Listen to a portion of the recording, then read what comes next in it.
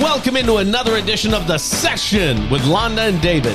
My name's David Austin, and sitting across from me in this beautiful, what looks kind of like a kimono. I know it's not, but wow, you look great, Londa Joanne Sherwood Austin. Thank you very much. I appreciate that. I got to tell you. As always, I never get tired of your compliments. Never? Nope. Not once? Not ever. You have never been tired of my compliments? No. Those compliments are good then. I like that. That's exciting. Go ahead and talk for a second. Okay. I'm really excited to be here. We're going to discuss an interesting topic today that is going to be... I'm actually super excited about this topic today. The Session with Londa and David is a business-focused podcast that helps you and your business get a little better. Yeah. That's our goal. We want to help you grow. That's exactly right. And we bring it to you each and every week with our company, Sherwood Austin Growth Consultants. Listen, if you're looking to grow your income and your success, Sherwood Austin Growth Consultants can help you find your sweet spot.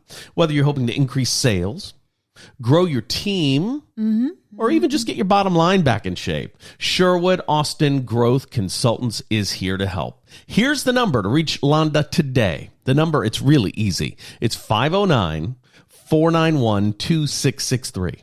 That number one more time, 509-491-2663. Sherwood Austin Growth Consultants has over 40 years, let me say that again, 40 years of success, growth management, and production success under its belt. I mean, that is an awesome claim to fame. And it might even be more years than that. Well, yeah. I've been involved in business for the last 30 years. As have I. So 60 years. Oh, my gosh. Again, let's get off it. That number for Sherwood Austin Growth Consultants is 509-491-2663. You can shoot me a message. You can shoot Londa a message. That's Londa at SherwoodAustin.com. And mine's just Methuselah. Just type in Methuselah and it'll get to me because we've been doing this forever. Okay. This show is going to be a good one. I'm super excited about it.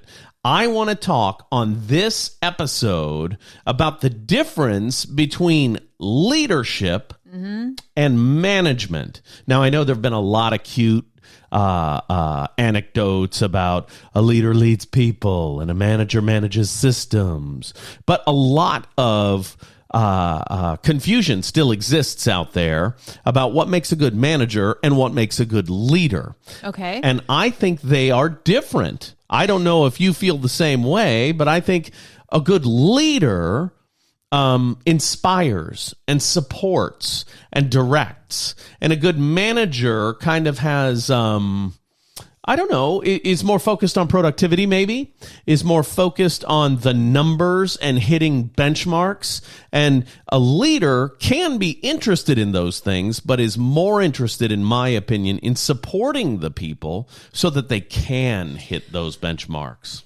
Here's an idea. Okay. The way that my brain sees it is a manager is similar to an air traffic controller. Okay. And a leader is similar to a flight attendant.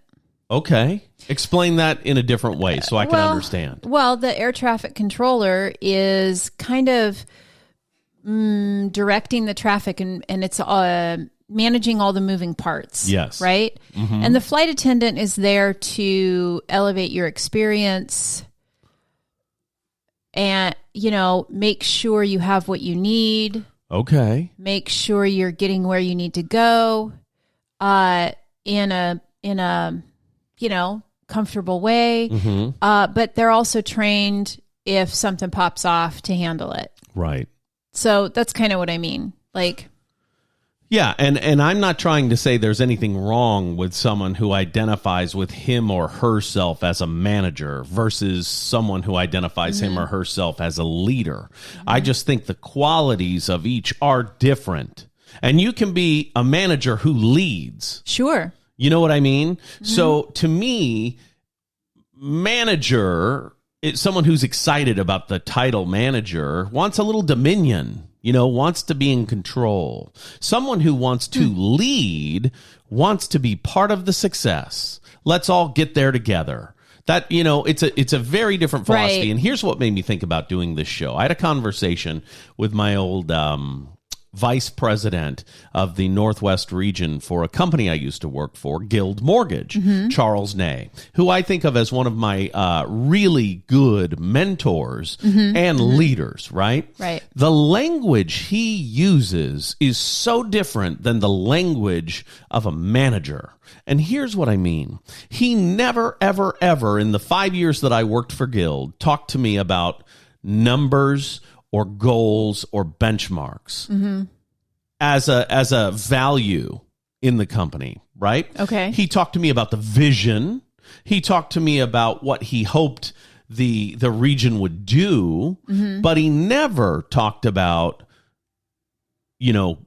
sharpen up, get focused, none of that. What he talked about is how can I lend support to you so you can continue to reach the goals you set for yourself. Right. That's a different style. Yeah. Do you think that managers are more data and results driven and leaders are more vision driven? Well, that's a great concept. And I think the answer is yes. So if you have a good vision and you believe it and you spread the gospel of your vision. Oh, the gospel. Okay. You know what I'm saying? If you are spreading the gospel of your vision, sure, people want to follow that. People want to do it. So are good leaders also good influencers? I think they are. Yeah, absolutely. There's a difference between someone who's got successful results versus someone who always is there to help you achieve successful results. And, usually if you're a strong leader, the results will follow. They will. Okay. Versus being dictatorial. Well, that's interesting. Are you saying that managers are dictatorial? I think management as a concept is dictatorial. Management. It's about who's the boss, who's El Jefe. A leader doesn't care for a title. A leader cares for success of his people. A leader's not focused on, no, I'm the boss. Here's the difference in conversation. Right. I worked for a lady for what seems like 15 seconds, and we were on a cruise together. Right. And I was with Benjamin, my son, who was 11. And we were sitting with this lady in a hot tub on a cruise, the Alaska cruise. And these people were talking to us, and it was a very lovely conversation. And she said, "What do you do?" And I said, "Well, I'm the sales manager for a mortgage company. And this is, the manager of the branch and blah, blah, blah. We work together." And she corrected me and said, "He works for me." That's not good leadership style. It's not good management either. Well, you're right. But my then 11-year-old son, Benjamin, says, "Why is she such a bee?"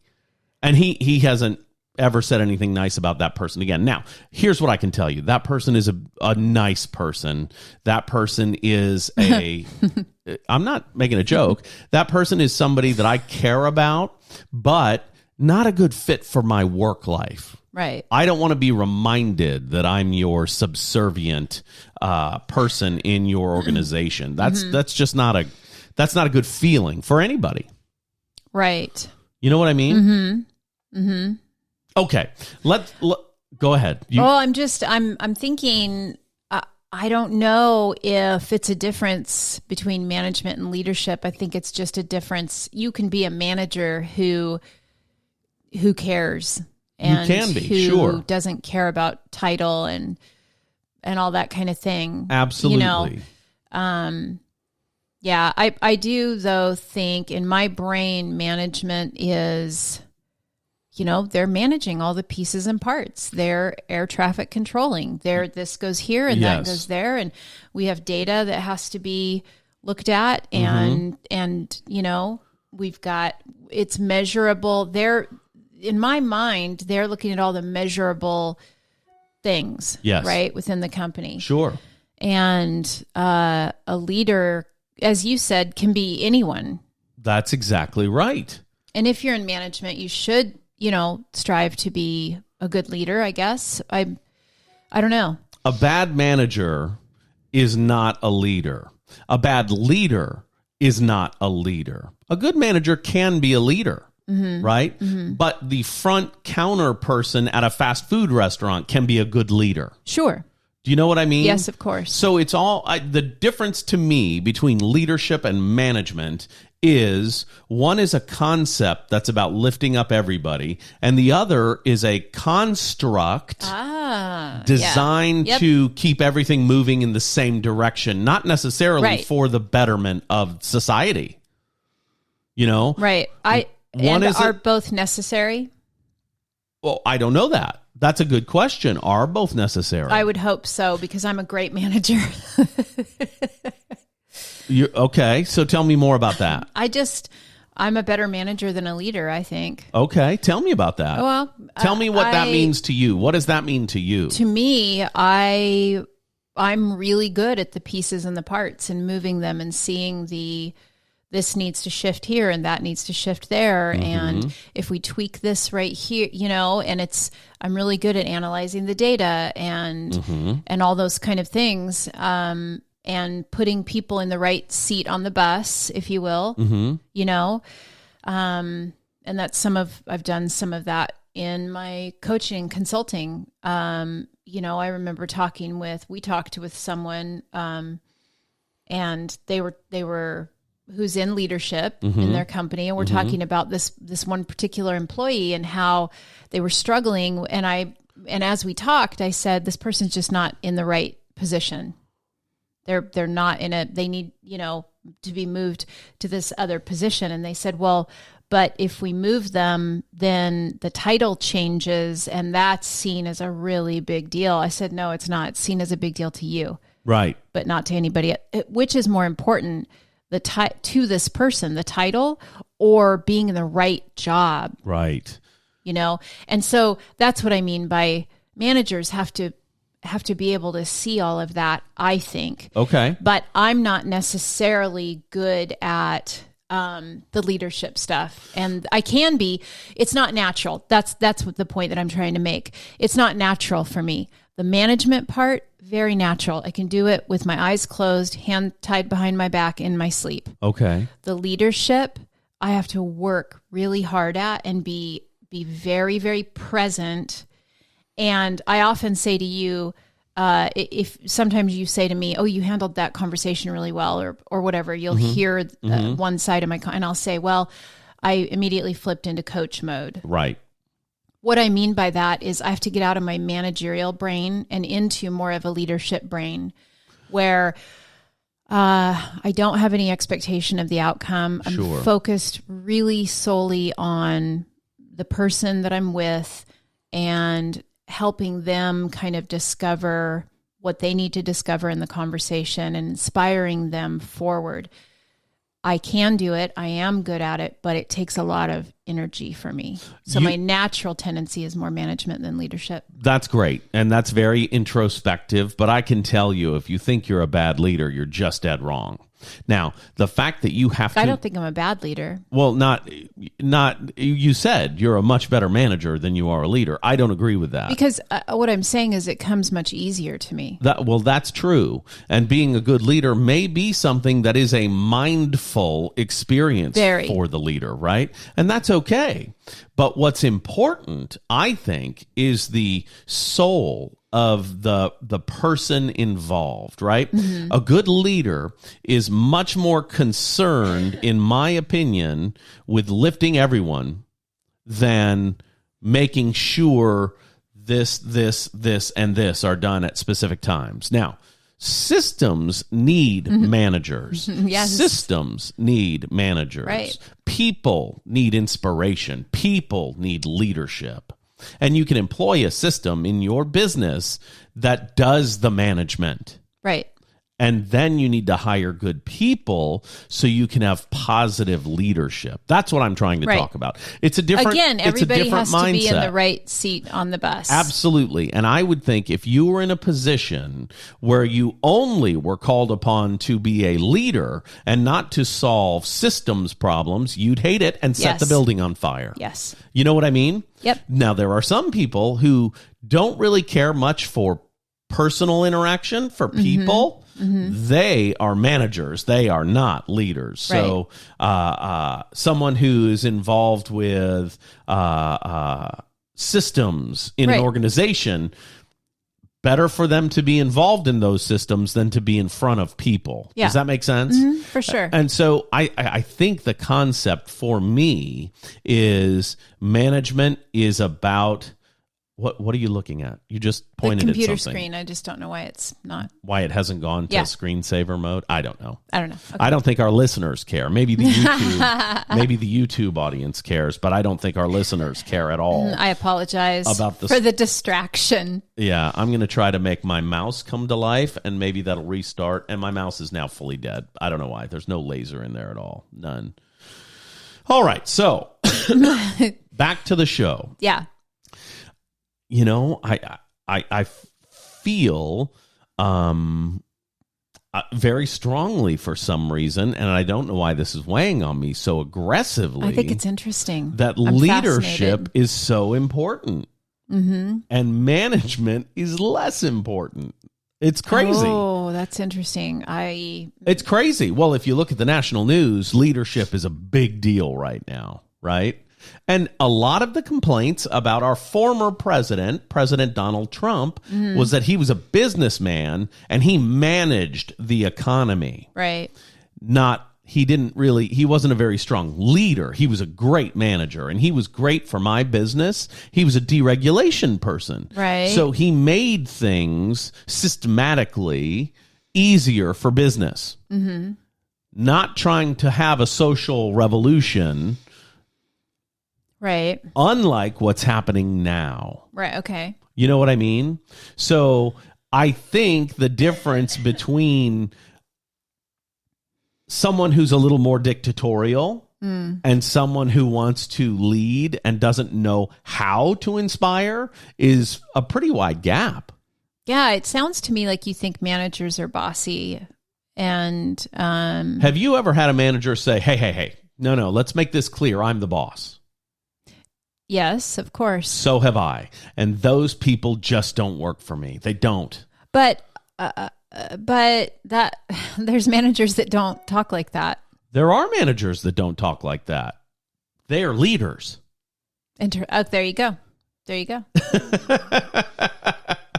There are no bad leaders managing companies. They lose their jobs.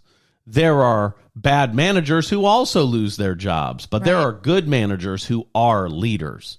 You're not necessarily a leader because you're a good manager, but you can't be a good leader without also being a good manager. You know what I mean? Right. Have you worked for or with someone who was both? I have. Yeah. I absolutely have. Tell me a little bit about what made them a good leader and a good manager. Okay. My first manager in retail sales, a man named Ron Ford, who I still have not gotten in contact with since I moved out of Louisiana 20 some odd years ago.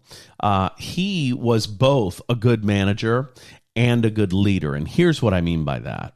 He did try to give people the space to be successful at that store.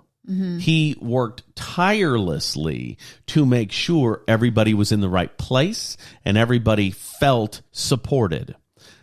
He was a great systems person because inventory at a store and shrinkage at a store is very important. Right. So he was both a strong manager and a good leader. Does that make sense? Yes, absolutely. I have a question for you. Do you think that part of being a good leader is allowing space for failure? Yes. Yeah, I do too. There has to be room for failure. Absolutely. Because a good leader, teaches their people basically some of the phrases that we know that, you fail forward, or, you win or you learn, you never lose, those kind of things, can be a little cliche, but also true. A good leader will allow space for falling down, for stumbling, because if you don't, then you're not allowing space for creativity. And you've heard the term micromanager. Yeah. Those people are giving no room for failure. Right. They cannot detach enough to give someone enough rope to be successful or to hang him or herself. Does that make sense? I read a parenting book one time many, many years ago. I don't remember which one it was. I apologize. But it talked about not taking credit for your children's success. Okay. And not taking credit for their failures. Okay. And I think that's a good leadership quality as well. You can't take credit for your people's success. You can't take credit for their failures. You simply inspire and lead and give space for creativity and for them to find their way and all those kind of things. And if I'm wrong, somebody tell me. But that's just kind of my thought. I think that's exactly right. And that's why when you say you're a good manager but not a great leader, you're wrong. Because you absolutely... But I didn't say that. I didn't say that. I said I feel like I'm naturally a better manager than I am a leader. I can do both. Leadership takes a lot more energy for me because, frankly, I'll be honest with you, to not focus on getting the task done takes a lot of energy for me. I gotcha. And to focus on, to be fully present with somebody because there's so much in my head all the time takes a lot of energy. And to be nice sometimes takes a lot of energy for me because we just had a phone call with one of our children who was really upset about something. And, my natural tendency was to say, listen, you're being ridiculous. This is stupid. Just get off it, get over it, and move forward. But I know that's not the language this child speaks, if you will. And I need to speak in their language to them. Sure. And it's better leadership to meet them where they are, acknowledge what's happening, affirm how they're feeling, make all that space, and help them find some solutions. Sure. And that's an example. Gently lead, right? And that's an example of great leadership, right? Maybe one. But what did I do when I got off the phone? Well, you lost your mind. But I didn't lose my mind, but I was exasperated. Sure, and you needed to get a drink in you and calm down. So that sounds really bad. Well, you have a problem. No, you don't. I'm just kidding. So anyway, my allergies are killing me today, and I apologize. That's fine. It's allergy season. In fact, I saw a national news story yesterday on Good Morning America about how this is going to be the worst allergy season America has ever seen. And the reason they're saying that is because nationally, it's such a weird year so far. Cold, hot, cold, hot, cold, hot. Oh, yeah, the weather's So allergy crazy. season and the pollen being released is being stretched over months when normally it's like a short 2 or 3 week period. It's now taken 2 months. So pollen, big deal, bad allergy season. So, yeah, there you go. I was in upstate New York for a funeral of a family member early this week. It was 83 degrees. Today, the wind chill is 11 where I was in Syracuse. And that was 3 days ago. It was 80. 83, yeah. Wow. Nutty, nutty, cuckoo. Yeah. Cuckoo, cuckoo, nutty. Well, it's lovely and warm where we are. Yes, it is. It's beautiful It's gorgeous. at the Austin compound in Breaux Bridge, Louisiana, 6 miles out of my hometown, Lafayette, Louisiana. What a good place to be right now. Here's what I mean. This morning, when we woke up, I'm going to say it was probably 53 degrees out, a little cool. Yeah. Some morning dew. Went outside. The palm trees are starting to look green and plump. The pool, beautiful, crystal clear blue. There is a palm frond in the deep end on the bottom, and that looks like some kind of serpent living in the pool. I'll swim down there and get that today. I'll dive in and pull that out before we go. I just realized something, What? and I'm just going to share it because maybe someone will find humor in it. It is frond. Yes. It's not frawn. No. I think my whole life I've said frawn. Fawn, like a lady Frawn, deer? like FRAWN. Maybe you'd spell that. Frawn? Not frond. That's exciting. Oh my gosh. You've read the Bible. They talk about palm fronds in the Bible. Anyway, You know? I know, but sometimes you just don't. Anyway, it was beautiful this morning. It was just gorgeous. And I looked out onto our side yard, which yesterday Ameriscape mowed, because all they do is mow and trim. They don't do any, landscaping activity. But I looked out onto that half acre to our right and just thought, wow, it's beautiful here. Yeah. Wow. It really is. And it's a festival international weekend. Festival International in downtown Lafayette. It started yesterday with Nate and the Zydeco Cha-Chas. Yes. And then Lil Nate and the Zydeco Big Timers came Right. on after. Right. But now there's a full slate of music, and the music starts, I think, tonight at 6 in downtown Lafayette, maybe 5, I'm not sure. Goes all weekend. And it goes all and, weekend long. And I ends at 7 on Sunday. I saw it referred to as Cajun Coachella, which I thought was great. I think that's hilarious. The thing about Festival International that's very interesting to me is you don't know what music you're going to come walking up on. And I think one of the performances this weekend should be national news. Yeah, let's talk about that for a minute. Speaking of leadership, this is one thing that makes you a great leader is that you see things other people don't see, and you see things from a different perspective. And I want you to share this. Well, there's a band playing at the festival because it's international music. You never know if you're going to walk up on a French rapper or an African drum troupe. You know what I mean? Yeah. You never know what you're going to get. Well, Right. There's one band playing, and I don't have it in front of me. I don't have the schedule. That is a band from the Ukraine, and the members, what they do that's really cool is when they list the bands, they talk about where everyone in the band is from. And there's a Russian in the band, a Ukrainian in the band, and an American in the band. That, to me, is an international success story that should be on the front page of every newspaper in the nation. Music brings countries together. Well, Ukraine, Russia, and the U.S. together in one band in one place in Little Lafayette, Louisiana. That is a feature that should be on Sunday Morning Today with Willie Geist. Absolutely. I mean, it's nuts. Absolutely. That no one has mentioned this in the media. I think it's nuts that you haven't called your people in media and told them, hey, this needs to be a story. Well, it is a story. It doesn't need to be a story. It's a great story. It needs to be featured. It needs to be a feature story at the national level. Let me tell you something.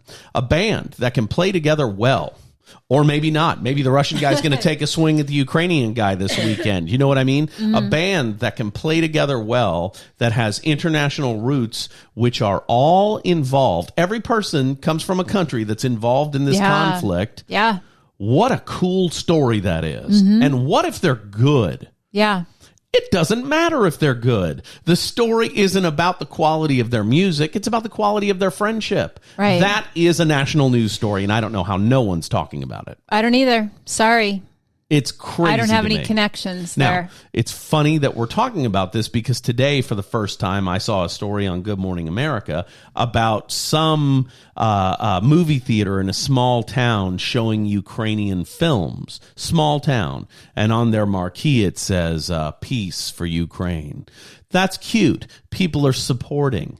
But what a better story is it that there's Russian, Ukrainian, and American people all in this one Ukrainian band. Yeah.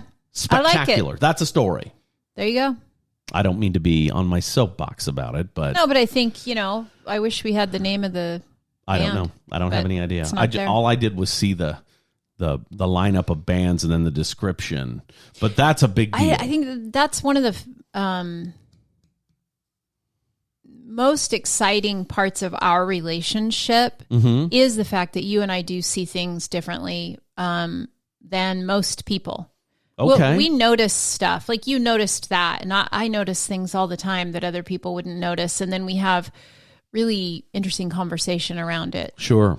When I noticed it, I thought, too bad I'm not still on the air. Yeah. Because I would call all of the major news organizations and I would put together. Sell that. You'd sell I that would package. put together the package. Yes. You should put together a package anyway. I mean, and go interview those people and then sell it. I don't think that's a bad idea, actually. Yeah. You're right. I should do that. Yep. What a cool story, though, right? Mm-hmm. I mean, these countries are at war. America is sending supplies to one of the countries, and 3 guys in the band are from those 3 countries. Right. I mean, that's a beautiful feature story. I agree. And it's even good if the Russian guy hits the Ukrainian guy while they're performing, because then it's shocking. And you can say the Ukraine war is live in Lafayette. You know what I mean? Yeah. That's not going to happen. Right. But there's no downside to covering that story is what I'm trying to say. Right. It can either be a beautiful, happy feature or a spectacular disaster. Yeah. Either way, that's a good story. Literally make a TikTok about it and probably get picked up by national news. Oh, that's not a bad idea. TikTok. The kids and the TikToks. The TikTok was featured on the Today Show on Friday. That's what I'm saying. The TikTok. The girl that was showing her parents her golf outfit, and then she slammed her back into the bed and did, Oh, yes. Yeah. And people have been making things like 30,000 duets, including some celebrities. Michael Bublé did something with her and then called her up and said, hey, listen, I'd like to invite you to any one of my shows. You can come at all because I used you. So feel free to come. And nice. Yeah, what a good, classy thing to do, right? Yep. The Bee Gees should be calling and thanking her. Right. The surviving members of the Bee Gees should be calling and thanking her, because that sounds exactly like the note that Robin Gibb sang in Staying Alive. That's exactly right. And I got to tell you, it's a funny video. So I think you should watch that. If you're into the TikTok, you should watch that. Okay. I don't know how you couldn't be into it, but we're 30 minutes into the show, and I just want to tell you, I think you sounded a little self-critical when you talked about that you're... Have you met me? Yeah. That's mostly what I do. You're a good manager, but not as naturally a leader. Okay. I want to let you know that you inspire me to be my best self every single day. Thank you. And to me, that makes you a spectacular leader. You encourage me to do things I love. Mm-hmm. You encourage me to be a better father and a better friend. You are a spectacular leader, and I want every single person to know it. Now, thank you. I also want to say that you are a spectacular manager, and you can take your skills and your systemization knowledge into any business and help sharpen it up. I believe that's true. And you can do it through secret shopping. You can do it through coaching. You can do it through just observation. And that's impressive. And that's impressive. And that's why each and every week we do this session with Londa and David, brought to you by Sherwood Austin Growth Consultants. If you need to tweak something at your business to hit your sweet spot, Londa Sherwood Austin is the person to call. You can call 509-491-2663. That number again, 509-491-2663 for Sherwood Austin Growth Consultants. Londa wants to help. You know what? It's a great time to be in business. So why not be in business with us? Okay, now that that's out of the way, what is our question of the week? Every week, let me just imagine this. Every single week, we feature a question from one of our listeners, and this is this week's question of the week.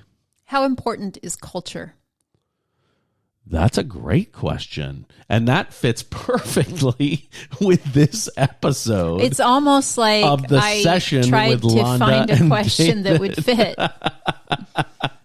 How important is culture? To me, culture is the most important element in any business, which is why if someone in your organization is the saboteur, or trying to undercut the leadership in the organization, that cancer needs to be expelled. It needs to be cut right out, because culture makes everything more cohesive. Right. So, yes, I say culture is everything in an organization. Culture, yes.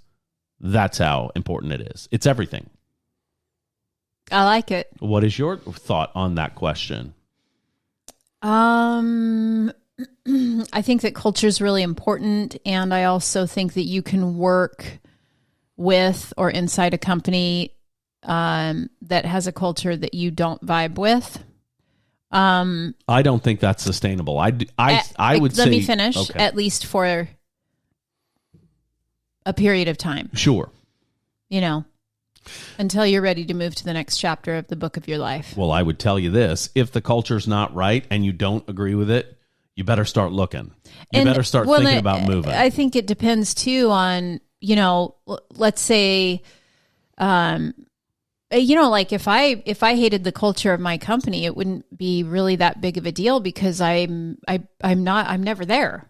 You see what I'm saying? So if somebody is like that, if they're working from home and they're not really engulfed in the culture of it, sometimes if you separate yourself far enough, just, and then would it matter as much? I don't know. It's an interesting question to think about anyway. And you can have all the culture in the world in your company, but if you have terrible systems, that's not sustainable either. Right. So culture is critical. That's why businesses have a vision statement, and that's why businesses have all of their internal marketing, right? And branding. Yeah, for sure. Envoy Mortgage has done a great job this year at improving the culture for me. But again, systems are the most important thing when it comes to the workflow of a loan product. So you need both. It's got to be holistic. Culture makes you feel warm and fuzzy and makes you want to go to work. The systems have to be there too. Yep. So there you go. Perfect. That's exactly my thoughts. That took a long time to get there, though. My name's David Austin for Londa, Joanne Sherwood, and this has been The Session with Londa and David. We'll talk next week.